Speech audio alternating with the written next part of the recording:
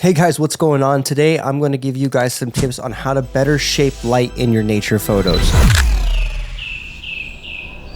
If you are new to the channel, welcome. My name is Riley Clark. I am a nature photographer based out of Las Vegas, Nevada. So this channel also primarily focuses on capturing my adventures out in the outdoors. So if you guys enjoy watching content like that, then maybe consider hitting that subscribe button, as I have some content featuring some outdoor adventures coming up here really soon.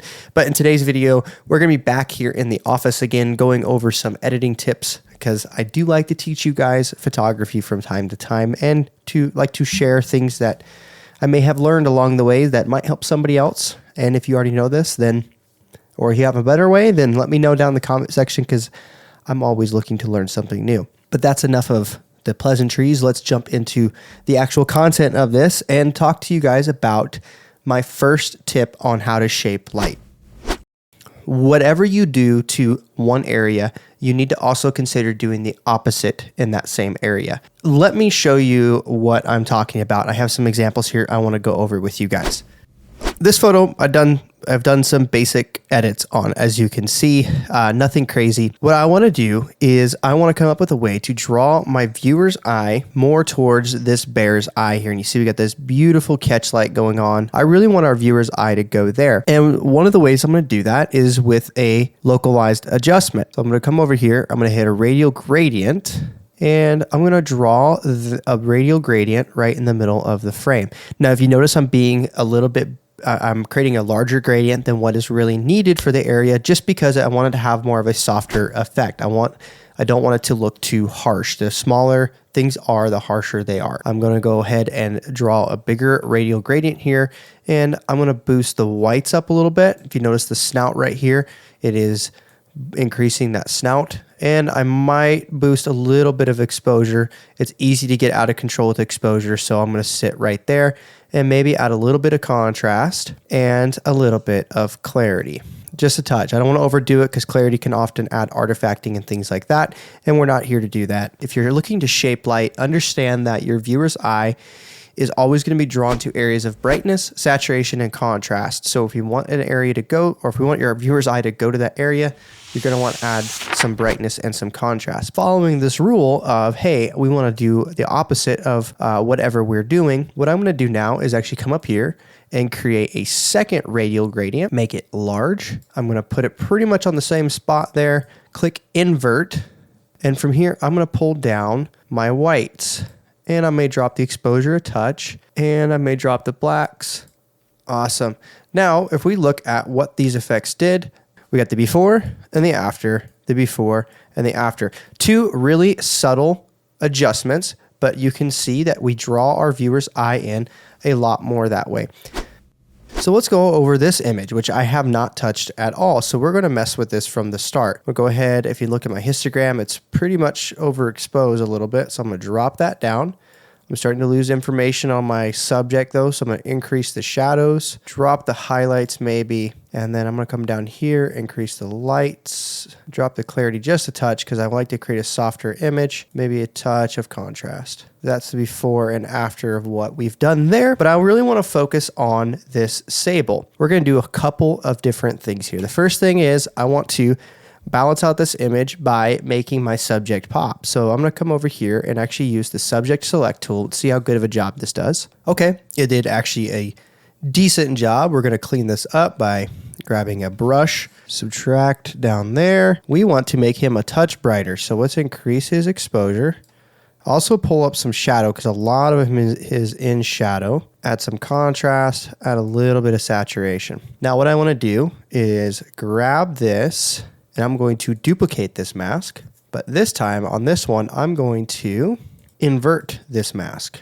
Now from here, I'm going to reset my settings, drop down the exposure a touch, can't overdo it, add some contrast, bring down some blacks, bring down some whites. And so between these two images, and it's not perfect, I'm going really quick. You could fine tune this a lot and spend a lot of time, make it look really nice. This is before and after the masks. Following the rule of whatever you do one way, you're going to do the opposite on the other.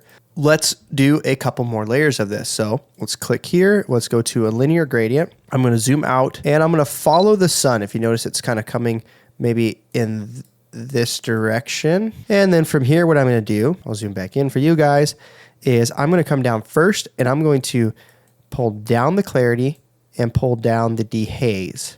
I'm going to come up here. I'm going to warm that up, saturate that, add some contrast. And then whatever we do to one side, we're going to do the opposite to the other.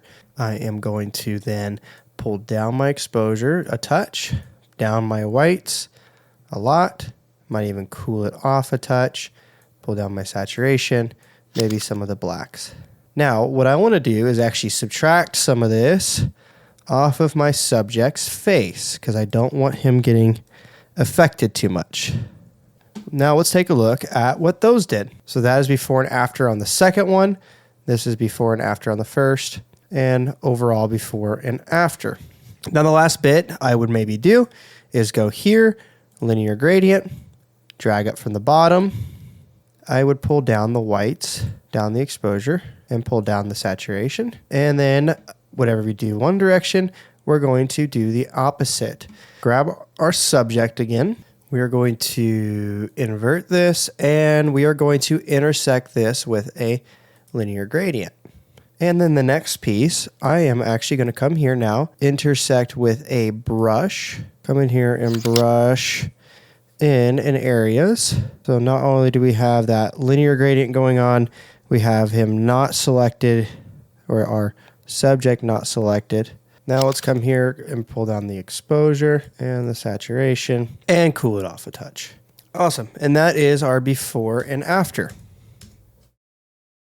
And if I look with all the masks I created and just do the masks, that's before and after with all of those. If you practice with that in mind in terms of whatever you do on one side, you're going to do on the opposite, you're going to create a lot more three-dimensional and dynamic image. What I just did there is kind of leading me into the next tip, which is going to be the more local you stay, the better your light shaping is going to be, or the better the edit is going to be. So I've done some basic edits here, but let's think really localized. I want to have a ton of ice draw to the center part of this mountain and this light down here. So how am I going to achieve that? Well, first thing I want to do is there's kind of this light leak going on up top over here. So let's select our sky and let's take care of that.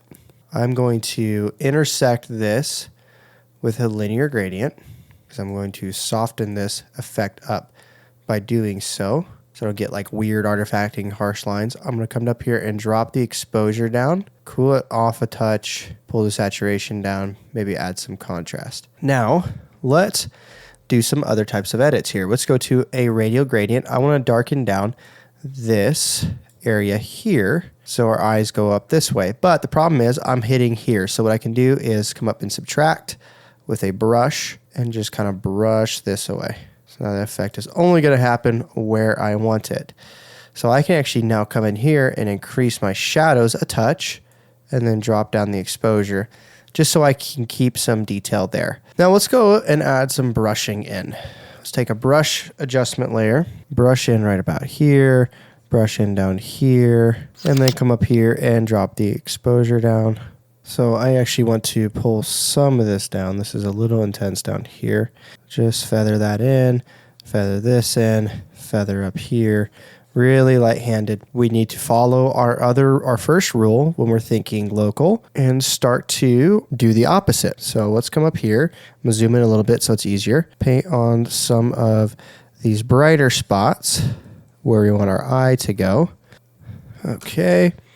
And also let's go down here and then increase our whites, maybe a little bit of exposure increase, some saturation increase, contrast increase, blacks decrease, and then maybe some clarity. Awesome. And then I want to double add this effect even more. Come over here, grab a radial gradient. Overall, I'm going to increase the whites, the contrast. Or I'm going to grab another radial gradient, make it really large. I'm going to invert that, and I'm going to drop the whites, drop some of the saturation, and drop some of the contrast. So if we look at the before and after there, you can see we really added some contrast and in a really good way. And the overall image is before and after there, just so you kind of know where I took it from. The more local you can stay, the more control you're going to have with your contrast and your light shaping. And then whatever you do on one area, you should do the opposite as well. Okay, guys, I know that I went really quick on this. So if you have any questions, drop a comment down below. Lightroom is, in my opinion, very limited in terms of the amount of localized edits that you can do and the amount of light shaping you can do without it starting to fall apart. Definitely think Photoshop is a better tool for it, but we still have a lot of tools inside of Lightroom that we can use to help shape our light and to help draw our viewers' eyes towards where we want them to go. But that is going to be a wrap on this video. So if you learned something new, then please consider hitting the like button down below and also subscribe if you are not already. Thanks for watching this far. I will see you guys next week. We are going to actually be out in nature again, hopefully.